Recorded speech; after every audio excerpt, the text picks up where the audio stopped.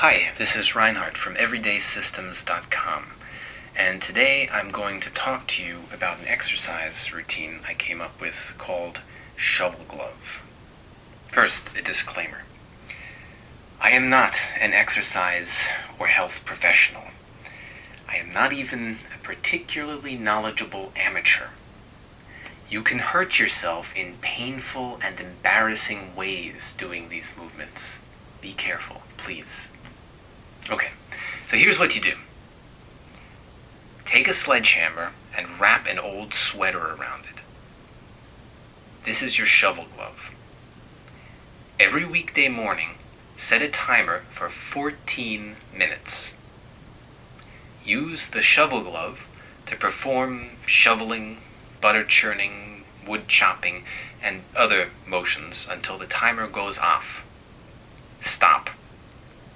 Rest on weekends and holidays. S-days, if you've been listening to my segments on the no-S diet. Okay, this probably sounds a little crazy and arbitrary and dangerous to you. Let me explain why I came up with it. I think its virtues will then become apparent. It was a rainy Sunday in 2002, I think. I hadn't gone to the gym in months, and I was feeling painfully out of shape and antsy to do some kind of exercise. But it was raining outside, so I didn't really want to leave the house, and the prospect of subjecting myself to the boring torture of the gym seemed even drearier. I wanted an exercise I could do right there in my living room without any fancy equipment. I didn't want to do sit-ups or push-ups. I didn't want to grovel on my stomach on the floor like some degraded beast. I thought there must be some kind of movement I can do standing up with the dignity of a human being. Some kind of movement that is natural and interesting, that my body would like to do, that would engage my mind instead of just keeping it a helpless, passive prisoner. I started making all kinds of spastic movements, hoping to come across something that resonated. I remembered reading something in a French novel about coal shovelers having the best abdominal muscles of anyone the author had ever seen. I forget where I read this. I should really track it down at this point. So I started making shoveling motions. Even without holding a shovel, just sort of air shoveling, I immediately knew I was onto something. The movement was fun. Even in pantomime, it involved a lot of muscles, and my mind was engaged. I was thinking about the French coal miners. It was like acting, like a kid playing. Now, I could have gone outside to the backyard and actually started shoveling with a shovel, but it was raining. I also didn't really have anything to shovel. I could have dug up the plants, I guess, but I live in a condo. My neighbors would not have appreciated that. Plus, everyone would now be sure that I was crazy. They may have still been harboring some doubts at that time, and I wanted to keep it that way for as long as possible. But I couldn't really shovel indoors either. I'd need some kind of weight to move for resistance, and I'd need some way of keeping it from scratching the floors or killing the cats. That's when it occurred to me. What I needed was a shovel with a weight attached to it. A fuzzy glove to keep it from scratching the floors or killing the cats. At first I thought I'd call it Fuzzy Shovel, but Shovelglove seemed catchier. Now I had to make the darn thing. The implementation. I went to the local hardware store, and after some experimenting, I wound up with something that worked.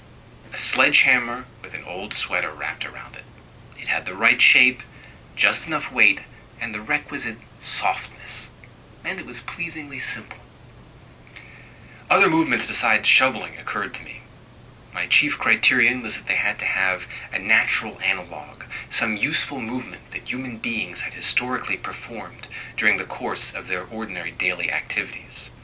My hypothesis was that these movements would be inherently interesting to perform, develop muscles that might actually come in handy, God forbid you should actually have to shovel something, and relatively safe. These are the movements we were made for, the movements that enabled us to survive.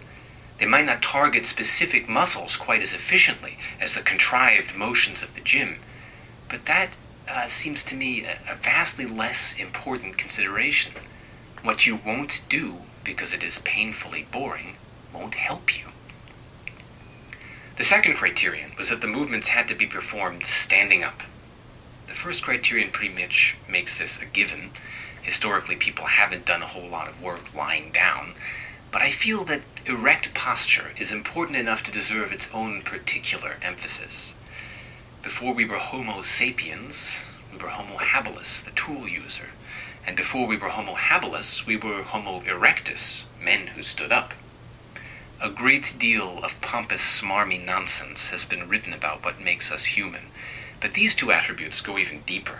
They make us pre-human.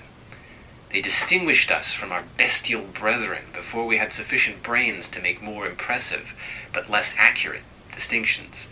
And I firmly believe that you will feel better about whatever it is you are doing, with a couple obvious exceptions, if you do it standing up. The third criterion was that the movements had to be convenient to perform in a modern living room. Plowing fields, useful as hell. You do it standing up, but I haven't figured out a way to do it in my living room. I call these movements useful movements, because that's what they are, at least potentially.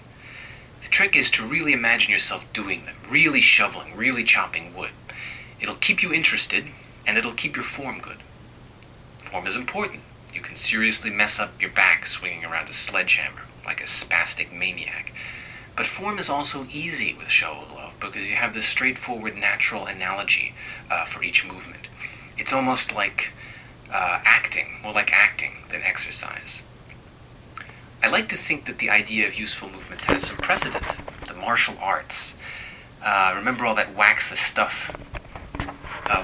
fence stuff from Karate Kid.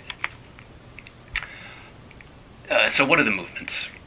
Over the years, I and the people on the website have come up with quite a few. Here are the ones I do regularly these days. Shoveling, churning butter, chopping wood, driving fence posts, hoist the sack, flip the lever, tuck the bales, stoke the oven, the fireman, and chop the tree. The names are mostly pretty evocative. You can get an idea of what they'd be like just from the sound of them.